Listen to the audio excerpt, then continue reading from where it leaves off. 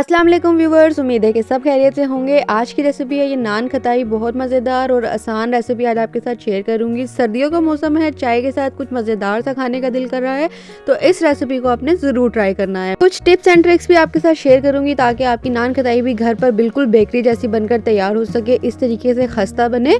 तो वीडियो को एंड तक लाजमी देखिएगा। चले आए रेसिपी को स्टार्ट करते हैं।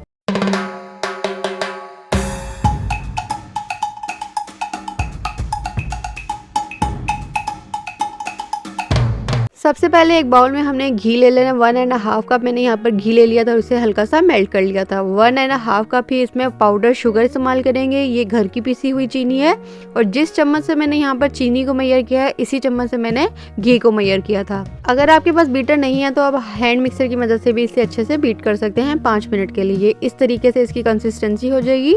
फिर हमने इसमें 1.5 कप ही मैदा शामिल कर देना है। मैदा हमने छान के इस्तेमाल करना है। मेजरमेंट सारी परफेक्ट आपके साथ शेयर कर रही हूँ ताकि आप पहली दफ़ा भी नान खताई ट्राई करें तो आपकी परफेक्ट नान खताई बनकर तैयार हो। 1/2 कप इसमें बेसन शामिल कर देना है और इसको भी हमने छान के ऐड करना है ताकि कोई लम्स या गुठलियाँ वगैरह ना हो। अब इसमें ऐड करेंगे 4 टेबलस्पून सूजी। 1 टेबलस्पून भर के इसमें बेकिंग पाउडर शामिल कर दूंगी। साथ ही इसमें 1 टेबलस्पून इलायची पाउडर शामिल कर दिया है। इन सब चीज़ों को अच्छे से मिक्स कर लेंगे और यहाँ आपने इस बात का ख्याल रखना है कि इसमें कोई भी पानी दूध हमने ऐड नहीं करना। जो घी हमने ऐड किया है ये उसी में इसकी डो बनेगी। इस तरीके से आप मुसलसल इसे गूंथते रहेंगे तो ये एक डो की शेप में आ जाएगी इस तरीके से। अब इसको हमने रेस्ट के लिए रख देना है 10 मिनट के लिए। फ्रिज में भी आप रख सकते हैं कवर करके। मैं इसे 10 मिनट के लिए फ्रिज में ही रख रही हूँ। बेकिंग ट्रे को मैंने पहले से प्रिपेयर कर लिया था। इसको ऑयल लगाया था और हल्का सा मैदा डस्ट करके हमने अपनी बेकिंग ट्रे को रेडी कर लिया था। अब 10 मिनट बाद हम इस तरीके से थोड़ा सा पोर्शन लेंगे बैटर का और इसकी बॉल तैयार कर लेंगे। बहुत फ्लैट नहीं करना क्योंकि ये पकने के बाद भी थोड़ी फ्लैट हो जाती है, तो हमने इस तरीके से इसको पेड़ा शेप ही देनी है। और इस पॉइंट पे आपके साथ एक टिप ये शेयर करूंगी कि आपने जब इस तरीके से सारी बॉल्स बना लेनी है तो 10 मिनट के लिए फ्रिज में रख देना है, तो जिससे आपकी जो नान खताई है वो बहुत ज़्यादा फ्लैट नहीं होगी और शेप में रहेगी।